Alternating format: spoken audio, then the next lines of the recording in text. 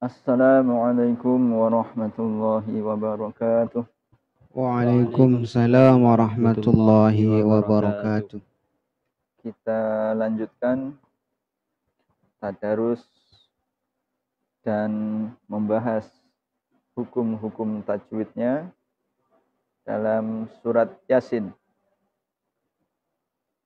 Bagi yang ingin menyimak surat Yasin juz 22 untuk Quran pojok halaman 443. Malam ini kita akan membahas hukum saktah yang terdapat dalam surat Yasin ayat 52. Dan sebelum kita melanjutkan pembahasan, kami ingatkan jangan lupa untuk subscribe YouTube channel Masjid Agung Ibnu Batutah channel. Like, share, and comment. Semoga semakin banyak yang mendapatkan manfaat dari pembahasan ini.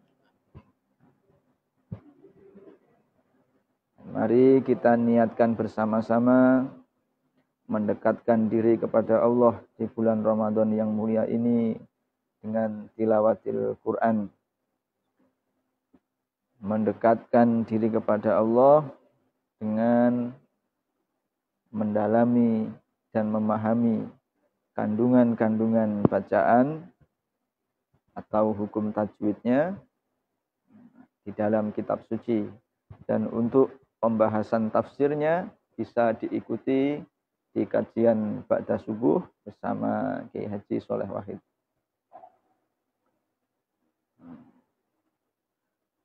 Jamaah sekalian, malam ini saya bersama Mas Maher, Mas Jumahir yang bergabung mulai kemarin, dan Mas Ido.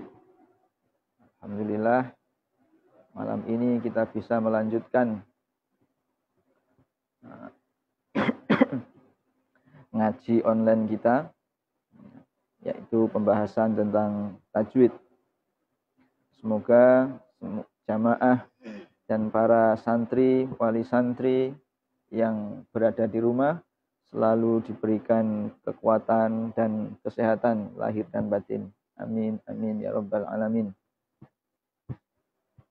Kita juga akan menyelenggarakan nonton bareng. Kita mulai. A'udzu billahi minasy syaithanir rajim.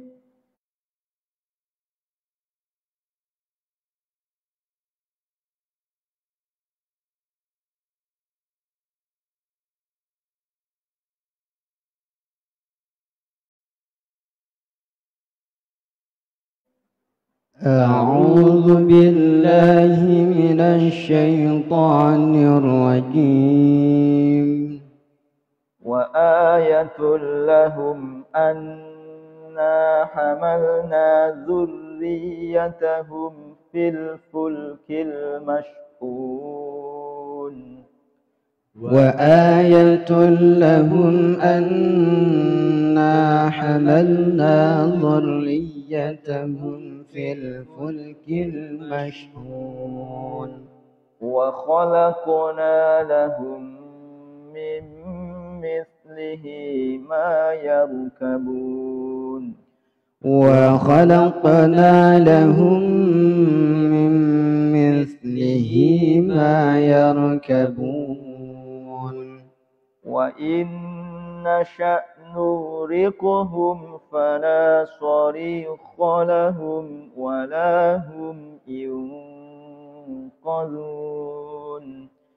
وإن نشأ نغرقهم فلا صريخ لهم ولا هم ينقذون. إلا رحمة منا ومتاعا إلى حين. إلا رحمة منا ومتاعا إلى حين وإذا قيل لهم اتقوا ما بين أيديكم وما خلفكم لعلكم ترحمون وإذا قيل لهم اتقوا ما بين أيديكم وما خلفكم لعلكم ترحمون وما تأتيهم من آية من آيات ربهم إلا كانوا عنها معرضين وما تأتيهم من آية من آيات ربهم إلا كانوا عنها معرضين وإذا قيل لهم أنفقوا مما رزقكم الله وإذا قيل لهم أنفقوا مما رزقكم الله قال الذين كفروا وإذا قيل لهم أنفقوا مما رزقكم الله قال الذين كفروا للذين آمنوا أنطعم من لو يشاء الله أطعمه قال الذين كفروا للذين آمنوا أنطعم من لو يشاء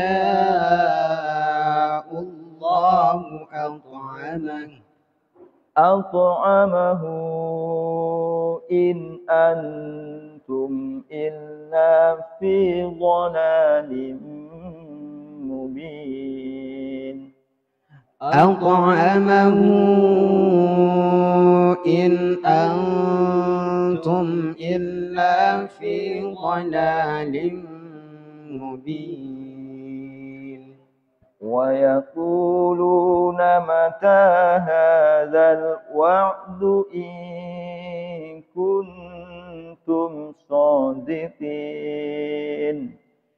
ويقولون متى هذا الوعد إن كنتم صادقين ما ينظرون إلا صيحة واحدة تأخذهم وهم يخصمون ما ينظرون إلا صيحة واحدة تأخذهم وهم يخصمون فلا يستطيعون توصية ولا إلى أهلهم يرجعون فلا يستطيعون توصية ولا إلى أهلهم يرجعون ونفخ في الصور فإذا هم من الأجداث إلى ربهم ينسلون ونفخ في الصور فإذا هم من الأجداث إلى ربهم ينسلون قالوا يا ويلنا من بعثنا من مرقدنا هذا قالوا يا ويلنا من بعثنا من مرقدنا هذا ما وعد الرحمن وصدق المرسلون هذا ما وعد الرحمن وصدق المرسلون قالوا يا ويلنا من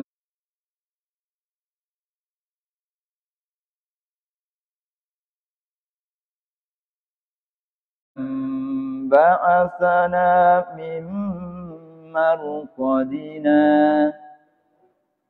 Ayo.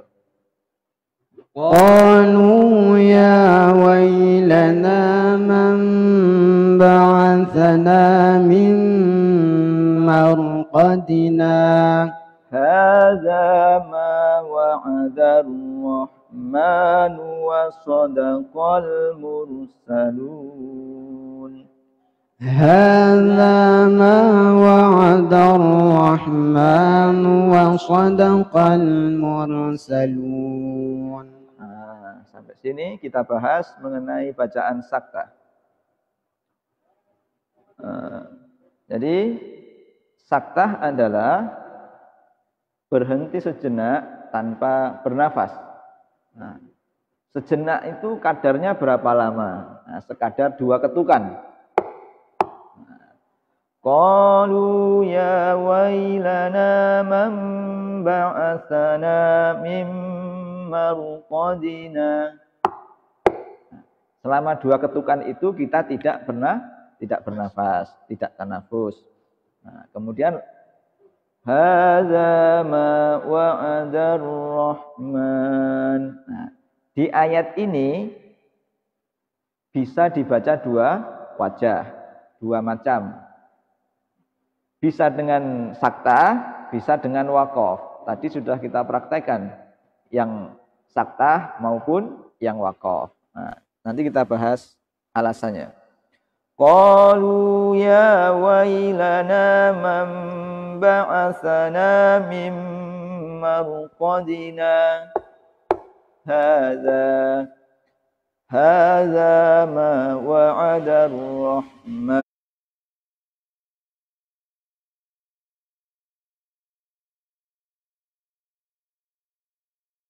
wa sadaqal mursalun. Ini yang dengan sakta. Yang kedua, yang dengan waqaf.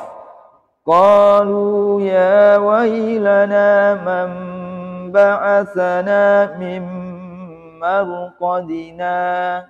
Berhenti, ambil nafas. Kemudian melanjutkan bacaan. Hadza ma wa'ada ar-rahman wa sadaqal mursalun.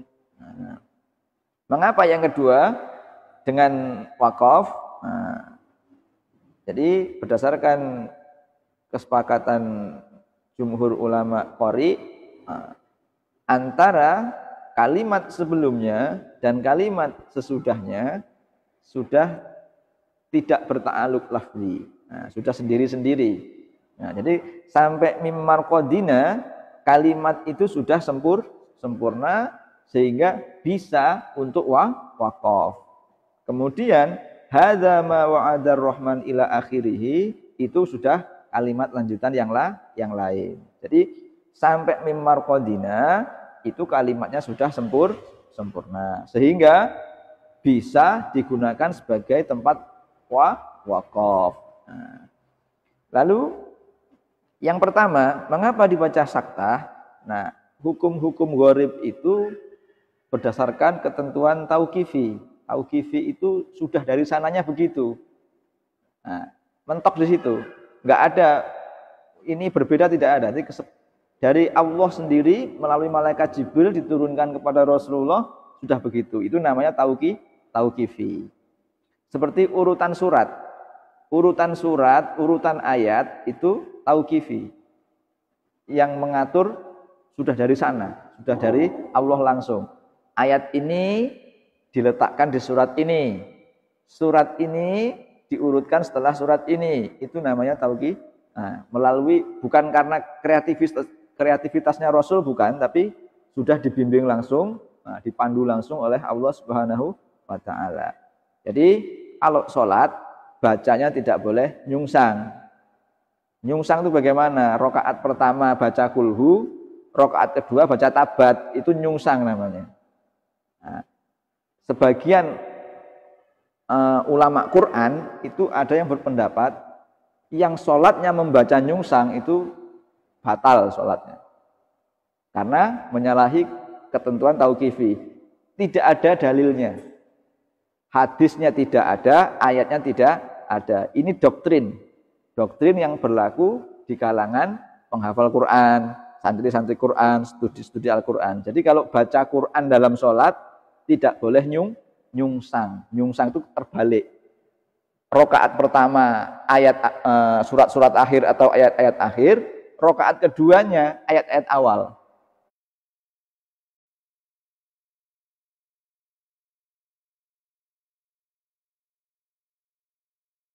Nah itu, tapi berlaku di kalangan ini saja, tidak berlaku untuk orang awam.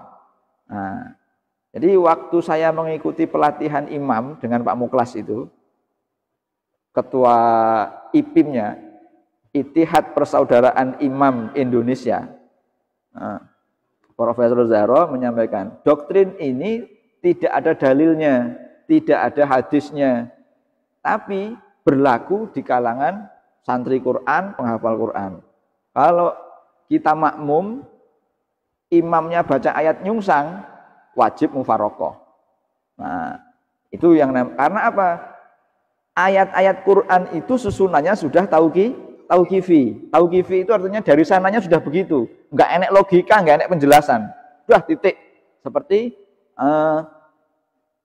Fafatihus Suwar itu kan enggak ada tafsirnya. Yasin, ya hanya Allah yang tahu. Nun, ya hanya Allah yang tahu. Enggak ada ahli tafsir yang bisa nafsiri itu. Nah, kesimpulannya, ini yang sudah mengaji. Kalau yang belum mengaji kan berarti belum ngerti. Jangan mempraktekkan atau mencoba baca ayat nyungsang ketika sholat. Rakaat pertama baca wadduha, rakaat kedua baca asyamsi. Itu nyungsang namanya. Mestinya asyamsi baru ad-duha. Nah, kalau saya jadi makmum, saya langsung mufarokoh itu. Tak praktekkan terus itu. Meskipun itu ilmu baru. Nah, Profesor Zahro itu salah satu profesor yang hafal Quran. Di Indonesia cuma 3. Salah satunya Profesor Zahro. Dari seluruh profesor itu yang hafal Quran cuma 3. Nah, Profesor Zahro ini alumni Mangunsari Tulungagung, pesantrennya Darul Ulum, Jombang. Nah, beliau ketua Persaudaraan Imam Indonesia. Itu tambahan dari bab saktah ini. Jadi saktah di surat Yasin ayat 52 ini bisa dibaca 2 wajah. Bisa dengan saktah, berhenti sejenak tanpa bernafas, bisa dengan wakaf biasa, terus melanjutkan bacaan. Nah, kemudian saktah ini ada berapa dalam Al-Quran? Ada 4. Ada 4 tempat. Dari 30 juz ini hanya ada 4 tempat. 1 di surat Yasin, kedua di surat Al-Kahfi. Yang di surat Al-Kahfi itu juga bisa dibaca seperti di surat Yasin. Bisa dibaca 2 wajah. Bisa dengan saktah, bisa dengan wakaf. Alasannya sama. Sedangkan yang kedua hanya dibaca 1 wajah. Yang ketiga dan keempat hanya dibaca 1 wajah. Hanya dengan saktah, yaitu di surat Al-Qiyamah dan di surat Al-Mutaf. Yang di surat Al-Qiyamah, wa qila man raq. Jangan dibaca idgham bila gunah ya. Wa qila marraq. Tidak, itu saktah. Kenapa begitu? Dari sananya sudah begitu. Nah, itu namanya tauqif. Orang sama tajwidi malah keliru. Jadi dari sananya sudah begitu. Malaikat Jibril mengatakan enggak ada alasannya. Ya sudah, itu namanya tauqifi. Di surat Al-Qiyamah, wa qila man raq. Nah, yang keempat di surat Al-Mutaffifin. Itu juga hanya dibaca satu wajah.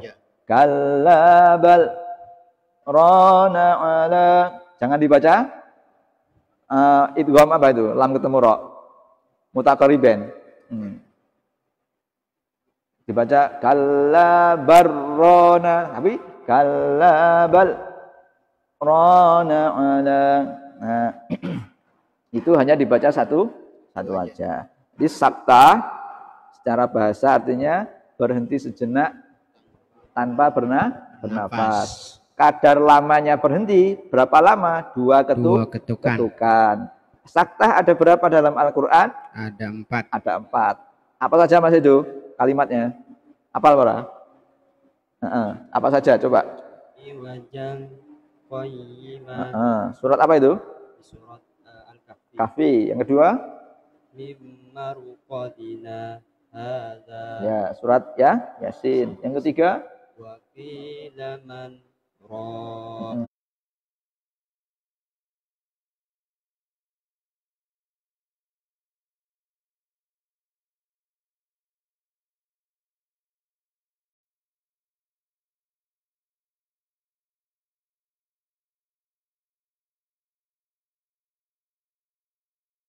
Surat apa itu? Surat Al-Qiyamah. Al-Qiyamah. Yang keempat? Kallabal rana. Surat Al-Mutaffifin. Al-Mutaffifin. Nah, sampai sini pembahasan sakta sudah kita cuplik. Kan bukunya belum ini, belum sampai pelajaran sakta, baru tajwid. Gharibnya. Tapi sakta ini masuk kategori bacaan gharib, bacaan asing. Gharib artinya asing, yang antara tulisan dengan bacaan kadang tidak sama, sehingga itu namanya gharib. Kita sambung ayatnya. In kanat illa sayhatan wahidatan fa idahum. In kanat illa sayhatan wahidatan fa idahum jami'un ladaina muhdarun. فإذا هم جميع لدينا محضرون. Memang membaca itu bagusnya terus sampai akhir ayat. Tapi nafas kita kan kadang tidak cukup. Sekarang ini yang ada di sekitar saya ini mungkin masih muda-muda. Tapi 10 tahun lagi ini kelihatannya pendek ayatnya. Tapi kenapa kita hentikan di situ? Latihan mencari tempat-tempat yang bisa untuk berhenti.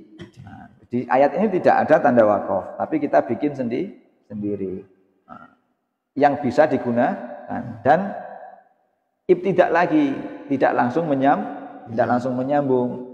Fa idzahum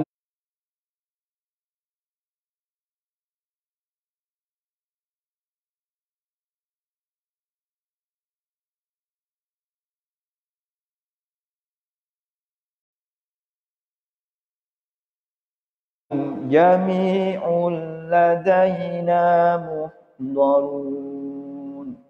Sehingga mat aridnya bisa 3 alif. Tapi kalau mau irid ya 1 alif. Kita praktekkan sekarang ayat berikutnya, mat arid dibaca 1 alif. Fal yauma la tuzlamu nafsun syai'an wala tujzauna illa turwatiga. فاليوم لا تظلم نفس شيئا ولا تجزون إلا ما كنتم تعملون. ولا تجزون إلا ما كنتم تعملون.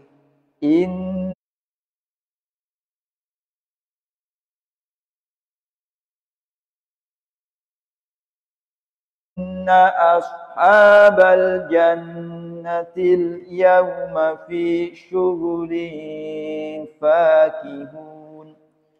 Inna ashabal jannatil yawma fi syughulin fakihun. Hum wa azwajuhum fi dhilalin 'alal araiki muttaki'un. Hum wa azwajuhum fi dhilalin 'alal araiki muttaki'un. Lahum fiha fakihatu wa lahum ma yad'un. Lahum fiha fakihatun wa lahum ma yad'un. Salamun qawlan min rabbir rahim. Salamun qawlan min rabbir rahim. Wamtazul yawma ayyuhal mujrimun. Wamtazul yawma ayyuhal mujrimun. Jadi kita harus menguasai teknik-teknik keilmuan dalam tajwid. Bacaan, kalau kita selalu terbiasa membaca mad arid 3 alif, ya kadang kagok gadok membaca 1 alif. Apalagi yang pinter lagu. Dibaca muttaqiun. Nah, kalau mau belajar mad arid yang 1 alif, bisa diikuti murotalnya Syekh Siddiq Al-Minsawi. Itu mad arid diseragamkan 1 alif. Bismillahirrahmanirrahim. Alhamdulillahi rabbil alamin. Ar-Rahmanir-Rahim. Maliki yaumiddin. Iyyaka na'budu wa iyyaka nasta'in. Ihdinas siratal mustaqim. Siratal ladzina an'amta 'alaihim ghairil maghdubi 'alaihim waladdallin.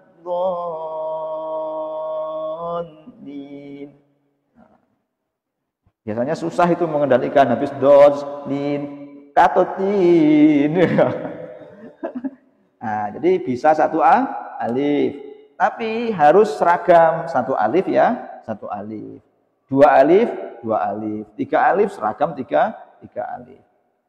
Nah, kalau hukum-hukum yang lain ini hurufnya hanya 1 di sakta. Di surat Yasin ini hurufnya hanya 1. Kalau nanti ada lagi di surat Fussilat Jamiyun itu di sakta ada 4 tempat. Kahfi ayat pertama bisa 2 wajah, Yasin bisa 2 wajah. Sedangkan di Al-Mutaffifin dan di Al-Qiyamah itu 1 wajah saja. Nah, mengenai ikhfa, idgham, idhar dari ayat 1 sudah kita bahas satu persatu. Nah, tinggal mempraktekkan membacanya. Kadang begini, kita ngerti hukum tajwidnya, kita ngerti sifat-sifatnya, tapi lidah kita tidak menjangkau karena memang bukan lidah Arab. Nah, ini lidah Lombok, lidah Madura, saya lidah Jawa, sehingga terjadi variasi. Untuk mencapai kefasihan yang sempurna itu belum maksimal, tapi bisa kita asah, bisa kita olah. Makanya ada ilmu makharijul huruf dan sifatul huruf. Meskipun kita ini lahir jauh dari jazirah Arab, ribuan kilo, jauh sekali, tapi alhamdulillah kita umat Islam di Indonesia ini yang orangnya kecil-kecil, kulitnya eksotis, ireng pelecehan, eksotis kulitnya, pesek-pesek katanya. Tapi kebagian hadiah dari Tuhan Allah, yaitu yang berupa dinul Islam. Dan masih kebagian yang namanya kitab suci sampai hari ini. Nah, kita yang jauh dari Jazirah Arab, letaknya di Asia, di Indonesia, dan kita tinggalnya di Bali, tapi diberi karunia, diberi anugerah, bisa mengenal kitab suci, bisa mengenal dinul Islam. Ini hadiah, ini luar biasa. Sehingga kalau dikatakan nikmat yang paling utama itu nikmat iman, kita bisa merasa atau tidak, ya dibisa-bisakan lah. Pura-pura dulu nggak apa-apa. Ya harus diakui, saya dipanggil ustadz, tapi apa ya nikmat iman piye rasane? Kan nggak bisa. Meskipun sering dikatakan nikmat yang paling utama adalah nikmat iman, tapi orang di duit yang gletek aja. Ya kan? Orang di duit ya gulung komeng. Tapi ini di mana-mana dikumandangkan. Kita secara lahiriah, secara piye lek ngrasakne belum bisa. Tapi tetap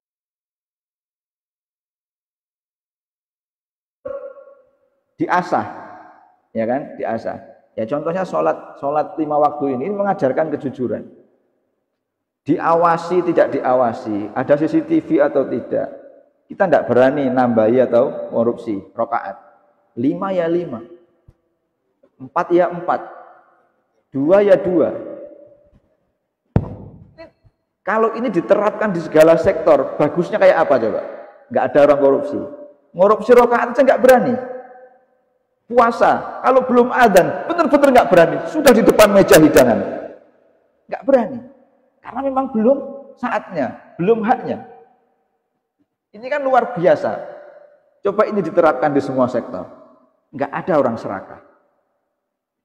Kita sholat itu loh, anak kecil aja nggak berani nambahi rakaat itu, ya kan? Ngurangi, wah lagi males, bisa 2 rakaat aja nggak berani, meskipun tidak diawasi. Kita ini loh, semales-malesnya saat dablek, pokoknya saya ngaku Islam, terus mau sholat, ngorupsi rakaat nggak berani, itu hebatnya. Tapi ngorupsi duit, wah kendor. Nah, ini kalau kita terapkan di semua sektor lapangan kerja atau apa saja, luar biasa hasilnya. Like, belajar tajwid itu juga mengajarkan begitu.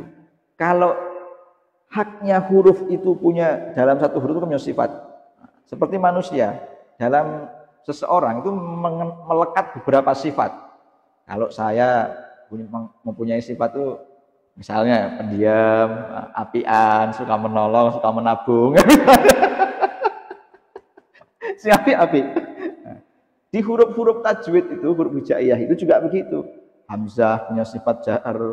Dalam satu huruf mengandung beberapa sifat. Nah, sifat-sifat itu ketika sudah tilawatil Quran, sudah niat membaca Al-Quran, harus dipenuhi.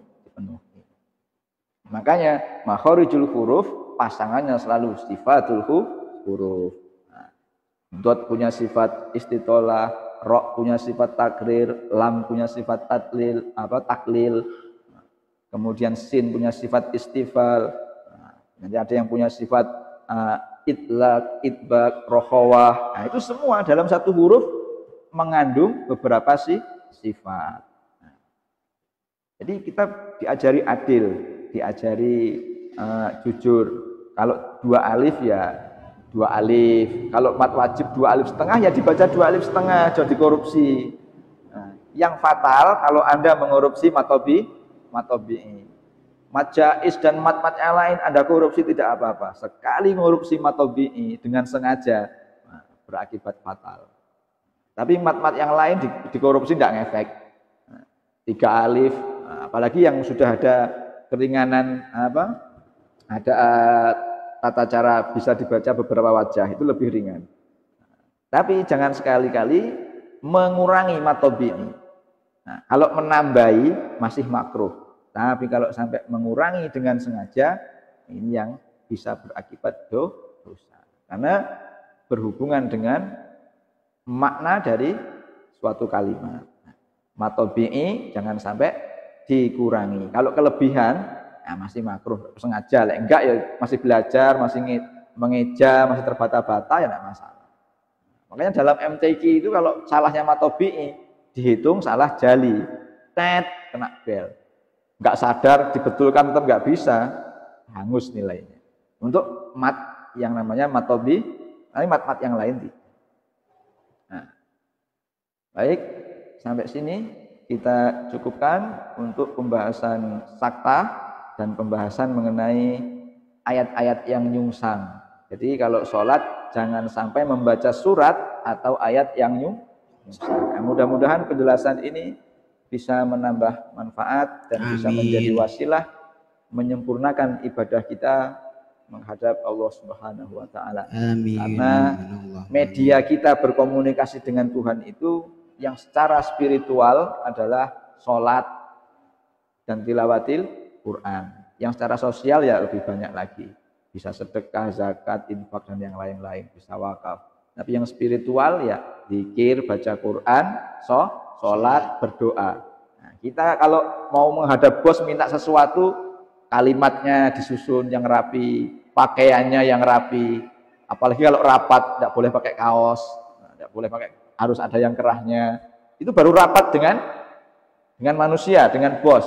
Nah kita beribadah itu, berzikir, berdoa, sholat itu sedang berkomunikasi dengan Sang Maha Pencipta. Jadi bahasanya, kalimatnya kalau baca Quran ya disesuaikan dengan tajwidnya. Kalau berdoa ya disesuaikan dengan adabnya. Kalau sholat dipenuhi syarat rukunnya. Jadi semua ada aturannya. Karena Islam itu berisi tuntunan, bukan tontonan. Isinya adalah tuntunan. Tidak ada satu perbuatan pun di dalam Islam itu yang tidak ada tuntunannya. Masuk kamar mandi, keluar kamar mandi, ada tuntunannya, ada doanya. Mau makan, sesudah makan, ada doanya, ada tuntunannya.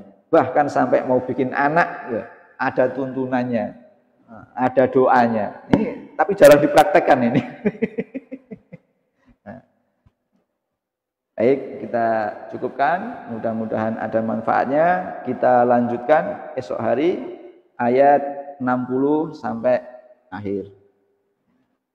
Dan setelah ini kita lanjutkan pelajaran gharib khusus untuk membahas tentang gharaibul Quran. Mari kita akhiri dengan kalimat tasdik. Shadaqallahul azim. Alhamdulillahi rabbil alamin. Assalamualaikum warahmatullahi wabarakatuh. Waalaikumsalam warahmatullahi wabarakatuh.